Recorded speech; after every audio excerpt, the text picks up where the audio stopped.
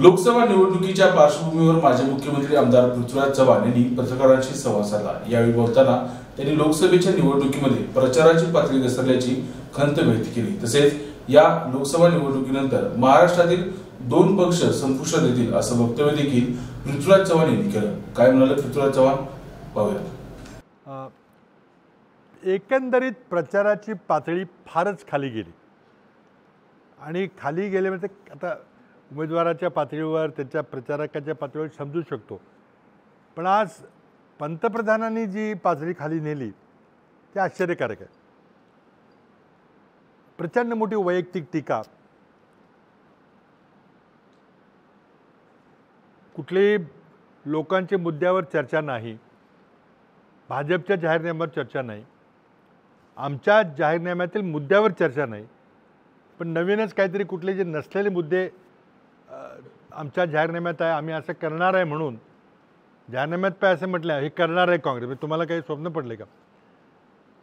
आणि काय भटकती आत्मा वगैरे काही पवारसाहेबांना म्हटले, त्यामुळं त्यांना बारामतीमध्ये विरोधी पक्षाला मोदींच्या फोटोचे पोस्टर काढावे लागलेत, इतक्या लोकांच्यामध्ये राग आहे। आता प्रश्न असा आहे की मोदींना एका बाजूला 400 पार म्हणतात, प्रचंड बहुमतानं सरकार येणार आहे, मग तुम्ही विरोधी पक्षाच्या जाहीरनाम्याची कशाला चर्चा करा? तुम्ही तुमच्या जाहीरनाम्याची चर्चा करा ना। पण या घसरलेल्या पातळीचा आणि काँग्रेसच्या जाहीरनाम्याचा विचार म्हणजेच मोदींना कळून चुकलेलं आहे की त्यांचं सरकार काय आता येत नाही, आणि म्हणून इतक्या सभा पूर्वी कधीही कुठल्याही पंतप्रधानांनी घेतल्या नव्हत्या। अगदी जवाहरलाल नेहरूपासून पंतप्रधान सर्वसाधारणपणे दिल्लीच्या बाहेर कधी मुक्काम करत नाहीत भारतात, पण नागपूरला मुक्काम, पुण्याला मुक्काम। आणि दुसरं काय झालं की एकतर प्रचाराची पातळी घसरली मी सांगितलं, पण मोठ्या नेत्यांच्या मोठ्या सभा याच्याबद्दल एक प्रश्नचिन्ह निर्माण झालेलं आहे। या कालबाह्य झाल्यात का? कारण 500 ते 700 रुपये देऊन माणसं आणायची, त्यांना नाश्त्या पाण्याची सोय करायची, गर्दी दाखवायची, फोटो घ्यायचा, त्या एकाही माणसाला काही इंटरेस्ट नसतो मीटिंगमध्ये। आणि मोदींच्या प्रत्येक सभेमध्ये काही ठिकाणी तर अमरावतीचे व्हिडिओ देखील व्हायरल झालेत, कराडचे व्हिडिओ कोणी दाखवले नाहीत कारण पुन्हा त्रास होईल म्हणून, पण कॉन्ट्रॅक्टरनं 700 उचलले, तुम्हाला 300 दिले। हे कुठेतरी मूलभूत विचार करायची गरज आहे। इतका प्रचंड खर्च करायचा आणि त्याचा काही उपयोग होतो का? एक अर्धा मिनिट कुठेतरी टी व्हीवर आलं तर आलं, आणि बहुतेक मोकळ्या खुर्च्याच दाखवल्या जातात। सभेत काय बोलले, काय विचार मांडले ते कोणी दाखवत नाही। त्यामुळं मला वाटतं या मोठ्या सभा आता ही तर निवडणूक संपेल, पण पुढं अशा मोठ्या सभा घ्यायच्या का टाउन हॉल मीटिंग्स, जे पाश्चिमात्य देशामध्ये एक हॉलमध्ये चौकामध्ये मीटिंग घेऊन प्रश्नोत्तर होतात, तशी करायची आज गरज आलेला विचार केला पाहिजे। कारण ह्या मोठ्या सभा फक्त फोटो ऑपॉर्च्युनिटी आहेत, मोकळ्या खुर्च्याचे किंवा भरलेल्या खुर्च्याचे, काही त्याला अर्थ नाही। या निवडणुकीमध्ये विशेषतः आपल्या मतदारसंघामध्ये शेवटच्या दिवशी बऱ्याच सभा झाल्या।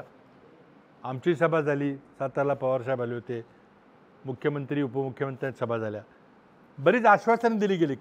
सातारा लोकसभामध्ये राज्यसभा देतो, मंत्रिपद देतो, कारखान्याचं कर्ज देतो, आणि काय काय दिली आश्वासनं, पण त्याचा काही उपयोग होणार नाही। कारण राज्यसभा देतो कधी, जर उमेदवार विरोधी निवडून आला तर ती राज्यसभेची जागा मोकळी होईल। आता लोकसभेला उमेदवारी करण्यापूर्वी राजीनामा दिला होता, पण राज्यसभेला दिला नाही, ही महत्त्वाची गोष्ट आहे। जर निवडून यायची खात्री असती तर राज्यसभेचा राजीनामा देऊन टाकला असता, पण तो दिलेला नाही। आता मला असं वाटतं की जेव्हा निकाल लागेल तो बराच अनपेक्षित निकाल लागेल। महाविकास आघाडीच्या बाजूनी आणि नरेंद्र मोदींच्या विरोधात एक सुप्त लाट आहे, ती सुप्त लाट आता उघड व्हायला लागलेली आहे। जसे जसे टप्पे वाढतील तसे, आणि त्यामुळे तुम्हाला आश्चर्याचा धक्का बसेल अशा प्रकारचा निकाल लागेल असे आमचे इंटरनल असेसमेंट आहे. मी परवा दिवशी पुण्याला होतो, जिथं आमची 3 तास बैठक झाली पुण्याच्या आयोजनाबद्दल आणि एकंदरीत राज्याबद्दल. तिथं चेनिथला आले होते आमचे प्रभारी. तो खूपच चांगला निकाल लागेल. काल पवारसाहेबांची चर्चा करताना ज्या आम्ही अपेक्षित धरलेल्या नाही त्या जागा देखील असेल ते त्यांनी मत मांडलं. आता हा निकाल तरी येईल, पण त्यानंतर जेव्हा अंतिम निकाल लागेल, मला असं वाटतं की आत्ता अस्तित्वात असलेल्या 6 पक्षापैकी किमान 2 पक्ष तरी संपुष्टात येतील. किमान 2, कुठले मी सांगणार नाही, पण किमान 2 पक्ष तरी कुठंतरी विलीन होतील, परत जातील, काय येतील. आणि त्यामुळं राजकारणामध्ये विधानसभेच्या पूर्वी बऱ्याचशा घडामोडी घडतील. काही ना ED CBIची भीती दाखवून तुम्हाला तुरुंगात खडी फोडायला पाठवेल म्हणून सांगायचं आणि त्यांना शरण यायला लावायचं. आणि यातून शिवसेना फोडली, नंतर राष्ट्रवादी काँग्रेस फोडली. कारण त्यांना माहिती होतं की 2019मध्ये जी महाविकास आघाडी मी तयार केली होती, आमचं सरकार होतं उद्धव ठाकरे यांचं, ते सरकार जर राहिलं असतं तर लोकसभेला महायुतीची एकही जागा आली नसती. कारण आपण पोटनिवडणुका पाहिल्या, कसब्याची पाहिली, अंधेरीची पाहिली, कोल्हापूरची पाहिली, स्थानिक स्वराज्य संस्थांच्या पदवीधर आणि शिक्षक मतदारसंघाच्या निवडणुका आम्ही कधी जिंकलो नव्हतो, त्या आम्ही तिघांनी मिळून जिंकल्या. म्हणून हा प्रकार झाला. पण यामध्ये माझा स्पष्ट आरोप आहे की जे काही महाराष्ट्रात घडलं, शिवसेनेची फूट असेल, राष्ट्रवादीची फूट असेल, ते मोदींच्या स्वतःच्या मान्यतेनुसार ॲप्रुव्हलनी, त्यांच्या माहितीत, त्यांच्या परवानगीनं सगळं घडलेलं आहे. हे अचानक नकळत खाली घडलेलं नाही. या निर्णयाला राजाश्रय मोदींचा होता. आणि म्हणूनच गुजरातमधलं BJP सरकार, आसाममधलं BJP सरकार, गोव्यातलं BJP सरकार या सगळ्या फुटीर आमदारांच्या दिमतीला होतं. आमचं सरकार पाडलं, तुमचं सरकार स्थापन केलं, एकनाथ शिंदेनं दिलं. आणि तुम्हाला वाटतंय की आता इतके आमदार आमच्याकडे गेले, तितके खासदार आमच्याकडे आले. पण ही महाराष्ट्राची प्रकृती नाही आहे.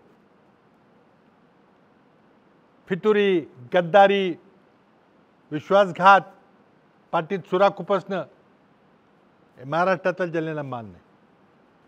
म्हणून जरी आमदार खासदार गेले असले तर त्या आमदार खासदारांना निवडून देणारे मतदार तुमच्यावर गेलेत हा तुमचा जर भ्रम असेल तर तो निवडणुकीमध्ये स्पष्ट होईल चित्र त्याचं.